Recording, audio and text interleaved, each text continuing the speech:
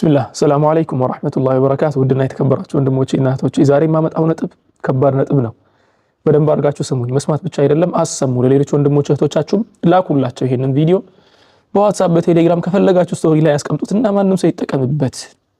ምክንያቱም ሀገራዊ ጉዳይ ስለሆነ አንድ ወንድም የደውሎልኝ በቅርቡ የተዋወቁት አንድ የሌላ ሀገር ዜጋ አለ አለኝ እና ከሱ ጋር እየተጫወትን እያወራን እናንተ ኢትዮጵያውያን እኮ በጣም ጎበዞች ናችሁ፣ በጣም ደስ የሚል ስነ ምግባር አላችሁ፣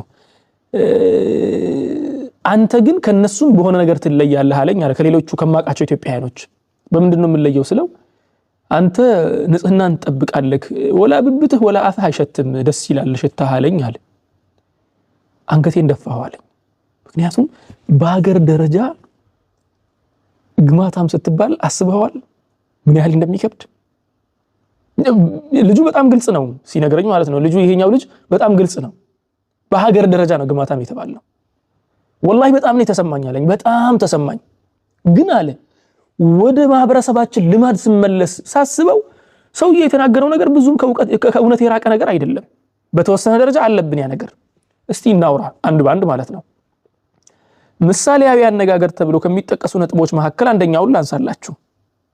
ወንድ ልጅ እግሩና ብብቱ ካልሸተተ ምኑ ነው እንደሆነ? ምን ማለት ነው? ብብቱና እግሩ ካልሸተተ መሽተት አለበት ማለት ነው? ምን ስለሆነ ነው የሚሸተው? የሰው ልጅ እንደሆነ እሱን እስቲ መጣበታለሁ። ከኢስላም ጋር ያለውን ግንኙነት መጣበታለሁ። ኢስላም እንዴት አድርጎ ይሄን ነገር ተህዚብ እንዳደረገ የሰው ልጅ እንዴት አድርጎ ጽድት ማለት እንዳለበት እንዴት እንዳስተማረ እስቲ መጣበታለን።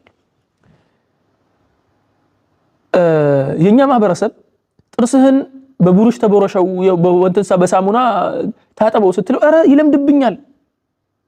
እሱ የሚፈራው ምንድነው? ከግማቱ ዓለም ወጥቶ ወደ ጽዳቱ መውጣቱን በጣም ይፈራዋል። ይለምድበታል ጽዳቱ። ብብትህን ለምን ዶድራንት አትቀባም? አረ ይለምድብኛል። ወደ ሐዲሱ ደግሞ እንምጣ። ወደ ሐዲስ ነበዊ ደግሞ እንምጣ። ከሐዲስ በፊት የሆነ አንድ አባባል ልበልላችሁ። ዝናቡ መጣ ተንጠባጠበ። ኮሜንት ላይ የሆነችን ቃል ብቻ ከውስጥ አውጡና ጻፉልኝ፣ የሚሞላውን ቃል ማለት ነው። እኛ ሙስሊሞች እንደዚያ ተብሎ ስንሰደብ የነበርን ማህበረሰቦች ነን። ጽድት ስላልን ብቻ በጽዳታችን የተሰደብን ገራሚ ህዝቦች ነን። ጽድት ስላልን ዝናቡ መጣ ተንጠባጠበ እንትን አጠበ ተብሎ እንሰደብ ነበር። which is ትክክለኛ የመጸዳዳት ስርዓት ሆኖ ሳለ እኛ የምናደርገው ነገር። ያ ማህበረሰብ ግን አሁን ወዴት እየሄድን ነው? ምን አይነት ነገር ውስጥ እየገባን ነው?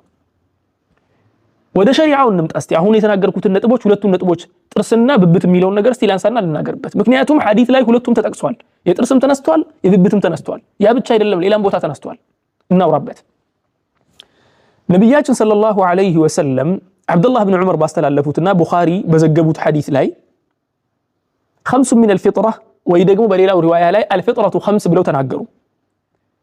የሰው ልጆች የተፈጠሩበት ፊጥራ የሚባለው ነገር ወይ ደግሞ አላህ Subhanahu Wa Ta'ala ነቢያቶችን የላከበት የመጀመሪያው መነሻው ፖይንቶች ወይ ደግሞ አስተምህሮቶች መካከል ትላልቅ 5 ነገሮች አሉ።